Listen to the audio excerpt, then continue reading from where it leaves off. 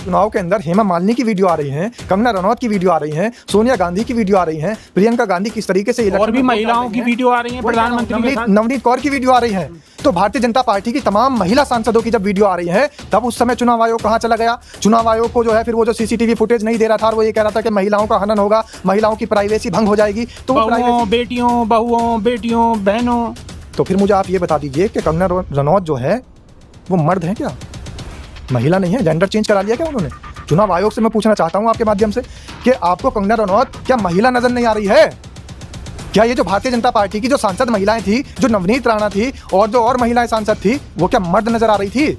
चुनाव आयोग को अगर वो मर्द नजर आ रही थी तो चुनाव आयोग को फिर चश्मा बदलवा लेना चाहिए और जो सत्ताधारी पार्टी का चश्मा चुनाव आयोग ने पहन रखा है वो उतार फेंक देना चाहिए, वरना जनता जनार्दन है, जनता जानती है, जनता छीन लेगी वो चश्मा कि ये सत्ताधारी पार्टी का चश्मा चुनाव आयोग उतार कर फेंक दीजिए, जिसमें आपको महिला सांसद भारतीय जनता पार्टी के उपराष्ट्रपति के चुनाव में जो वोट डालकर आई और उनकी वीडियो सोशल मीडिया पर सब जगह वायरल हो रही है, सब जगह लोगों के टीवी चैनलों के साथ में उनकी स्क्रीन पर नजर आ रही है। तो क्या चुनाव आयोग भूल गया अपने भाषण को? वो ये कहता था कि महिलाओं की जो थी प्राइवेसी भंग हो जाएगी और हमारी बहन बेटी, फिर वो हमारे देश की बहन बेटी नहीं है क्या कंगना रनौत? हमारे देश की बहन बेटी नहीं है क्या नवनीत राणा, नवनीत कौर? तो इस तरीके से जितनी महिला सांसदों की वीडियोस आई हैं, चुनाव आयोग को तो शर्म से डूब जाना चाहिए कि कुछ कहता है कुछ करता है। देश के पूर्व प्रधानमंत्री के साथ में क्या कुछ इन्होंने किया? तो ये तो लाशों के सौदागर हैं, ये तो लाशों पर राजनीति करने वाले लोग हैं। तो ये एक जिंदा व्यक्ति पर कैसे राजनीति नहीं कर रहे होंगे, एक बीमार व्यक्ति पर कैसे राजनीति नहीं कर रहे होंगे? और समझ में ये नहीं आता कि जब भारतीय जनता पार्टी का कोई ऐसा व्यक्ति जिसको भारतीय जनता पार्टी ने निकाल दिया हो या इनका मतभेद चल रहा हो, तो आखिर वो व्यक्ति गायब कैसे हो जाता है? अगर वो इलाज उनका चल रहा है, अगर वो कहीं उपचाररत हैं, तो फिर उनकी तस्वीरें क्यों नहीं नजर आ रही? ऐसा कौन सा हॉस्पिटल है जिस हॉस्पिटल में वो भर्ती हैं? वो अपराधी थोड़ी हैं, वो आतंकवादी थोड़ी हैं जो उनको छुपाया जा रहा है। वो तो हमारे देश के उपराष्ट्रपति थे और मैं तो ये मानता हूँ कि हैं। जबरदस्ती इस्तीफा लिया गया है। लोगों की नज़र में तो आज भी उनके साथ इतना ही प्रेम है, लोगों की नज़र में तो आज भी उनको इसी तरीके से देखते हैं कि हाँ भाई सम्मानित पद पर थे और अचानक से उनको बीमारी का कारण बताते हुए उनसे ज़बरदस्ती इस्तीफा ले लिया। लोग तो ये कह रहे हैं, लेकिन जो जगदीप धनखड़ के साथ हुआ वो तो गलत है। नमस्कार, स्वागत है आपका। मेरा नाम है विपिन बेबाक। हमारे साथ वरिष्ठ पत्रकार शादाब रिजवी हैं। स्वागत है रिजवी। बहुत बहुत धन्यवाद सर बेबाक जी। शादाब रिजवी, उपराष्ट्रपति पद का चुनाव हो चुका है और नए उपराष्ट्रपति भारत को मिल चुके हैं, लेकिन धनखड़ साहब का कुछ अता पता नहीं है। देखिए, लोग बाग तो ये भी कह रहे हैं कि नए जगदीप धनखड़ आ गए हैं। अच्छा, क्योंकि पहले जगदीप धनखड़ जो गायब हैं, जिनका पता नहीं, और बार बार ये देखिए कि इस देश की मीडिया से खबरें चलवाई गई कि जगदीप धनखड़ दिखे। अरे जगदीप धनखड़ हैं, कोई सफ़ेद हाथी थोड़ी है कि ऑस्ट्रेलिया के जंगलों में दिखेंगे। जगदीप धनखड़ हमारे देश के नागरिक हैं, दिख गए तो अच्छी बात है और नहीं दिख रहे तो क्यों नहीं दिख रहे, इसके पीछे का कारण जनता को पता लगना चाहिए। लेकिन हमारे देश की मीडिया इस बात को बड़ी ब्रेकिंग न्यूज़ बनाकर चला रही कि जगदीप धनखड़ नजर आए। जगदीप धनखड़ अपना आवास के अंदर जो था वो उनको आवास आवंटित हो चुका है, अपने आवास में वो जगह बनाते हुए, अपने आवास में सामान रखते हुए नजर आए। लेकिन एक चीज़ मैं बता दूं, ये सारा खेल सरकार जो कर रही है, जनता की आंखों से, जनता के सामने से सारा पर्दा उठ चुका है बेबाक जी। और जो चुनाव आयोग इनके साथ में मिला हुआ है, लोग बाग मांग कर रहे हैं कि चुनाव आयोग कुछ तो शर्म करो। अगर शर्म नहीं बची, इस्तीफा नहीं देना चाहते हो, तो कम से कम एक जांच जो होगी उस जांच में सही तरीके से सहयोग कर देना और सरेंडर कर देना कि हाँ मैंने गलती की थी, इस देश के साथ में गद्दारी की थी।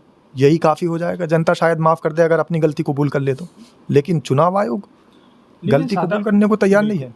लेकिन शादाब रिजवी जी, जिस तरीके से सरकार ने ये बात कही कि उनकी तबीयत ख़राब है और तबीयत ख़राब का कोई भी हेल्थ बुलेटिन कोई जारी नहीं हुआ, कहीं से कुछ पता नहीं चला कौन सी हॉस्पिटल में एडमिट हैं, क्या उन्हें तकलीफ़ है, उनकी तबीयत कैसी है, इस विषय पर कोई जानकारी किसी को नहीं दी गई, न मीडिया को दी गई। और मीडिया इधर उधर तो भटकाती रही सबको, लेकिन इस विषय पर उन्होंने कोई न तो सवाल किया, न ही किसी ने कोई इस पर जवाब दिया।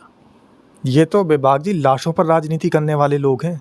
याद करिए अटल बिहारी वाजपेयी का जब स्वर्गवास हुआ था, 3 दिन तक उनकी लाश को इन्होंने छुपा के रखा।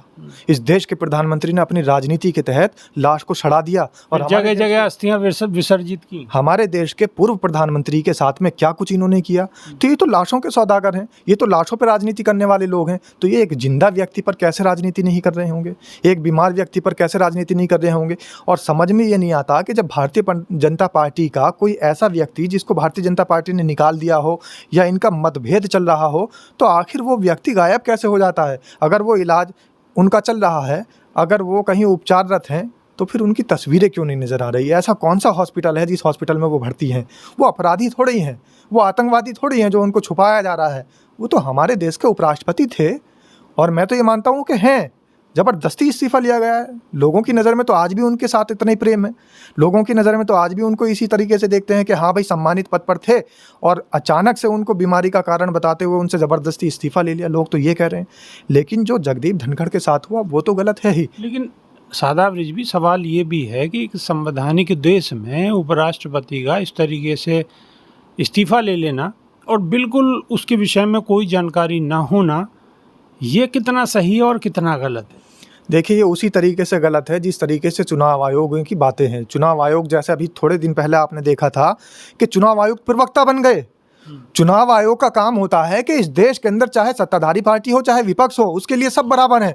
लेकिन चुनाव आयुक्त तो जिस तरीके से प्रवक्ता बने और उनकी भाषा सिर्फ मोदी जी जैसी भाषा नजर आ रही थी, जैसे भाइयों बहनों मित्रों, विपक्ष की पार्टी की तरह बात कर रहे थे। इस तरीके से विपक्ष की पार्टियों को संबोधित कर रहे थे जैसे वो सत्ताधारी पार्टी की प्रवक्ता हों। तो अब उनकी एक और बात सामने आ गई है। 7 दिनों में राहुल गांधी 7 दिनों में अपना वो दें और नहीं तो ये माना जाएगा कि वो जो आरोप लगा रहे हैं वो निराधार हैं। शपथ पत्र मांग रहे हैं। हम तो ये कहते हैं जब प्रावधान ही ऐसा है कि 6 महीने के बाद आप कुछ चीज़ प्रोवाइड नहीं करा सकते तो शपथ पत्र लेने का क्या फ़ायदा होगा।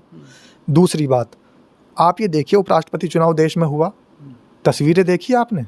बताइए, आपने तस्वीरें देखी? सब नहीं देखी है, पूरे देश ने देखी है। हेमा मालिनी की वीडियो देखी है आपने? नहीं, वो वोट वीडियो डालते नहीं हुए। देखी। कंगना रनौत की वीडियो देखी है आपने? नहीं। मैंने देखी है। जब इस चुनाव के अंदर हेमा मालिनी की वीडियो आ रही हैं, कंगना रनौत की वीडियो आ रही हैं, सोनिया गांधी की वीडियो आ रही हैं, प्रियंका गांधी किस तरीके से और भी महिलाओं की वीडियो आ रही हैं, प्रधानमंत्री के साथ नवनीत कौर की वीडियो आ रही हैं, तो भारतीय जनता पार्टी की तमाम महिला सांसदों की जब वीडियो आ रही है, तब उस समय चुनाव आयोग कहाँ चला गया? चुनाव आयोग को जो है फिर वो जो सीसीटीवी फुटेज नहीं दे रहा था और वो ये कह रहा था कि महिलाओं का हनन होगा, महिलाओं की प्राइवेसी भंग हो जाएगी, तो वो प्राइवेसी बेटियों बहुओं बेटियों बहनों। तो फिर मुझे आप ये बता दीजिए कि कंगना रनौत जो है वो मर्द है क्या? महिला नहीं है? जेंडर चेंज करा लिया क्या उन्होंने? चुनाव आयोग से मैं पूछना चाहता हूं आपके माध्यम से कि आपको कंगना रनौत क्या महिला नजर नहीं आ रही है? क्या ये जो भारतीय जनता पार्टी की जो सांसद महिलाएं थी, जो नवनीत राणा थी और जो और महिलाएं सांसद थी, वो क्या मर्द नजर आ रही थी?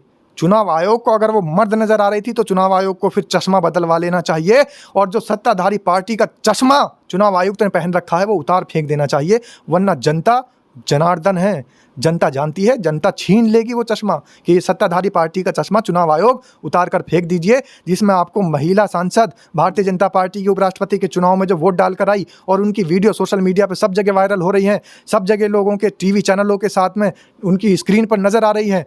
तो क्या चुनाव आयोग भूल गया अपने भाषण को? वो ये कहता था कि महिलाओं की जो थी प्राइवेसी भंग हो जाएगी और हमारी बहन बेटी, फिर वो हमारे देश की बहन बेटी नहीं है क्या कंगना रनौत? हमारे देश की बहन बेटी नहीं है क्या नवनीत राणा, नवनीत कौर? तो इस तरीके से जितनी महिला सांसदों की वीडियोस आई हैं, चुनाव आयोग को तो शर्म से डूब जाना चाहिए कि कुछ कहता है कुछ करता है। अच्छा शादाब जी, SIR पे जिस तरीके से सुप्रीम कोर्ट का फैसला आया है उस पर क्या क्या हो गया? देखिए, सुप्रीम कोर्ट ने, हमारे देश के जो दर्शक हैं वो देख रहे होंगे कि सुप्रीम कोर्ट ने कई हद तक सुनिश्चित कर दिया कि आधार कार्ड मान्य होगा और SIR वहाँ पर नहीं होगी, क्योंकि विपक्ष भी इस बार बहुत अपने आप में आक्रामक तेवर लिए हुए है और राहुल गांधी की जो वोटर अधिकार यात्रा है, कहीं ना कहीं उसका फ़र्क पड़ा है। वोटर अधिकार यात्रा राहुल गांधी ने कोई अपनी पार्टी के वोट बटोरने के लिए नहीं की थी, राहुल गांधी ने अपना जनाधार बढ़ाने के लिए नहीं की थी, कांग्रेस का जनाधार बढ़ाने के लिए नहीं की थी। आप देखिए जितनी भी यात्रा हुई, कहीं उन्होंने नहीं कहा कि हमें वोट दीजिए। एक वीडियो को ये एक ऐसा दिखा दीजिए कि जिसमें राहुल गांधी ने कहीं भी जनता के बीच में जाकर ये कहा हो, ये अपील की हो कि आप कांग्रेस को वोट दीजिए, कांग्रेस को जिताइए। कहीं नहीं कहा। सीधा उन्होंने कहा कि आम आदमी का अधिकार, आम आदमी की जो सबसे बड़ी पूंजी है, आम आदमी की जो सबसे बड़ी दौलत है, आम आदमी का जो सबसे बड़ा सम्मान है, आम आदमी का जो सबसे बड़ा अधिकार है, वो वोट है। और जब वोट चोरी हो जाएगा तो फिर चोरों को बख्शा नहीं जाना चाहिए। चोरों को बख्शा नहीं जाना चाहिए। एक लाइन कही, वोट चोर जनता। कमेंट के माध्यम में लिख दीजिए, गद्दी छोड़। अब मैं तो ये बात नहीं बोलूँगा, ये सारी बातें आप बोल चुके हैं और आपको भी बोलनी चाहिए बेबाक जी। अगर कोई चोर है तो वो गद्दी पे कैसे बैठा रहता है? और मेरी तो एक बात ये समझ में नहीं आती, जब कोई नारा लगाता है वोट चोर गद्दी छोड़, तो लोग मोदी जी को क्यों समझ लेते हैं? अरे भैया मैंने तो मोदी जी का नाम ही नहीं लिया। हाँ, कोई राहुल भी गांधी अगर ने लिया ही वोट नहीं। चोर है तो उससे गद्दी तो छोड़नी ही चाहिए, इसमें कोई बुराई भी नहीं है। और शादाब रिजवी की बातों से आप कितना सहमत है, कमेंट के माध्यम से आप अपनी राय रखें, हमें बेसब्री से इंतजार रहेगा। अभी के लिए सिर्फ इतना ही, बहुत बहुत शुक्रिया, धन्यवाद, नमस्कार। धन्यवाद साहब।